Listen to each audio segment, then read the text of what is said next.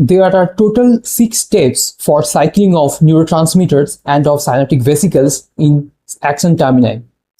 In this video, we are going to learn about the step 1, that is neurotransmitter loading or import of neurotransmitter inside the synaptic vesicle. We will learn how are neurotransmitters loaded inside the synaptic vesicles, the role of V-class pump.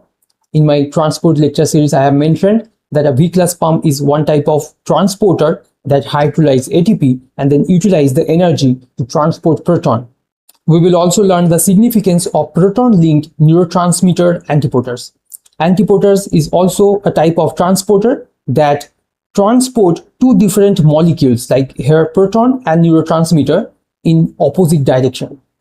As we know, synaptic vesicles are 40 to 50 nanometer in diameter, and their lumen means the inside of the synaptic vesicles has a low pH. Now low pH means high concentration of protons, and this high concentration of proton is achieved by the action of V-class pump.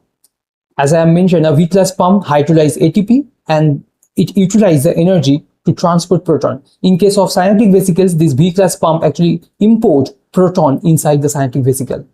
Now that creates proton concentration gradient. Proton concentration gradient means the concentration of proton is different in vesicle lumen, synaptic vesicle lumen, than the cytosol. And as I have mentioned, as because the proton is higher inside the synaptic vesicles, the proton-linked neurotransmitter antiporters here, it actually removes proton out of the synaptic vesicles, and in exchange of that, it actually imports neurotransmitter inside the synaptic vesicles. So by the working of V-class pump and proton-linked neurotransmitter antiporters, the neurotransmitters are loaded inside the synaptic vesicles.